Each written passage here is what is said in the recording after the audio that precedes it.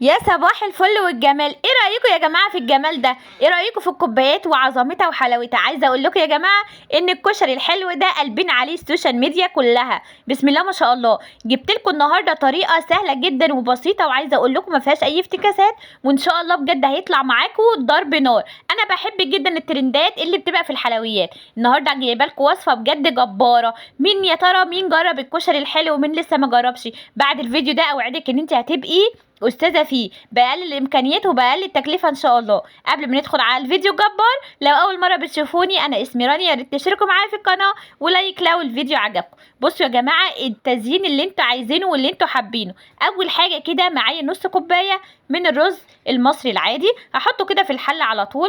ماشي، واحط عليه شويه ميه وارفعهم على النار.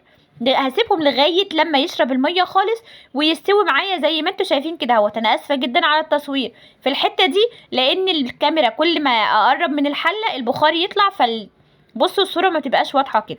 ماشي، هفضي عليه بعد ما بيستوي خالص نص كوبايه من السكر ونص كيلو لبن. عايزه لبن سايب مفيش مشكله، انا كان عندي جهينه بصراحه فحطيته زي ما انتوا شايفين كده اهو، تقلبتين 3. وبعد كده هدوب معلقتين من النشا كبار في ربع كوبايه من الميه، واول ما يبدا يغلي معايا في اللبن كويس هقوم ضايفاهم كده على طول زي ما انتوا شايفين، تقلبتين 3 كده. ماشي، لازم القوام بتاعه يا جماعه ما يكونش خفيف، يكون متماسك سيكه كده. خلاص خلاص كده اهوت بقى، هركنه لغايه لما يبرد معايا بقى كده. انا كنت جايبه نص كيلو كنافه بصراحه، بس عملت نصه بس، يعني دول بما يعادل ربع كيلو كنافه. تمام، هو كان عندي في الفريزر فاقطعه كده اهوت بالمقص، مفيش مشكله. عايزه تفتتيه بايدك مفيش مشكله، المهم ان انت تخليه قطع صغيره خالص. تمام، مدوبه كده 3 معالق من الزبده او من السمنه كبار كده.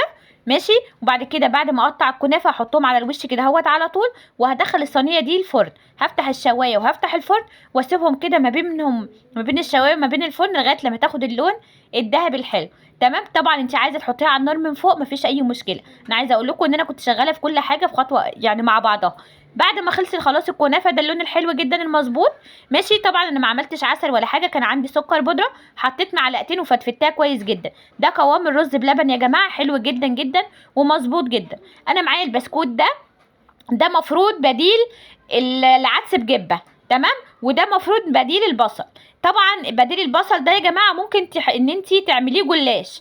تمام، بس انا قلت يعني جلاش مع رز بلبن مع كنافه مع صوص شوكولاته مع البسكوت هيبقوا كتير قوي قوي، فقلت لا خلاص المره الجايه ان شاء الله لو عجبني يعني المره الجايه ابقى بعمله بالطريقه بتاعته الصح.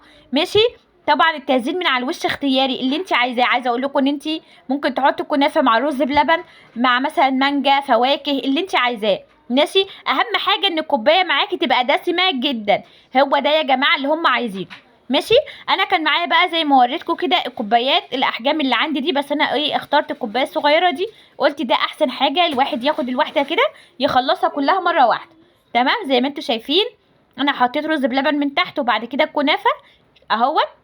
اخلص كل الحاجات زي ما انتم شايفين، وبعد كده اجيب معلقه بسيطه كده رز بلبن من فوق كده.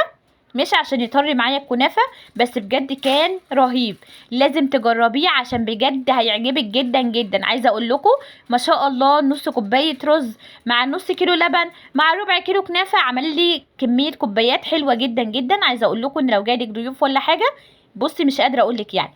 ده بقى الصوص الشوكولاته الاقتصادي، اللي هي ايه، انا حطيت ربع كوبايه لبن ربع كوبايه زيت ربع كوبايه سكر ربع كوبايه، لا مش ربع كوبايه، معلقه بس من الكاكاو الخام وضربتهم كويس جدا بقى صوص شوكولاته زي ما انتم شايفين كده اهو. طبعا البسكوت انا فتفته معاكم كده، ده العدس بجبه، اوعى تنسي العدس بجبه يا نهار ابيض، واوعى تنسي البصل. ماشي، هنحط البصل بقى كده اهوت من على الفوق. بصوا الجمال بجد حاجه متدلعه. البسكوت بقى انا خليت من البسكوت اللي هو اهو زي ما انتم شايفين حتت كده عشان احطها من فوق كده لزوم الشياكه. ماشي، اهم من الشغل ظبط الشغل. زي ما انتم شايفين الله اكبر، انا خلصت الكميه كلها. بصوا كام كوبايه، ما شاء الله اللهم بارك. لا بجد عملوا لي كميه حلوه جدا وطعمه في حته تانية خالص. شايفين يا جماعه شكل الكوبايه الشفافه؟ لا لا بجد لازم تجربيه عشان عارفه ومتاكده ان شاء الله الوصفه هتعجبك جدا جدا، وانا جايبه لكم اصلا اقل التكلفه.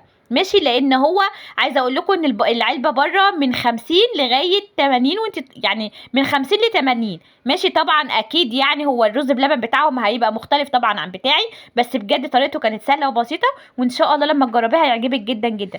حتى يا بصي مكة قاعدة كده بسم الله ما شاء الله، عايزاني اخلص الفيديو باي شكل. يلا يا ماما بسرعة، شكله حلو يا ماما، وقاعدة تشجعني مش قادرة اقول لكم.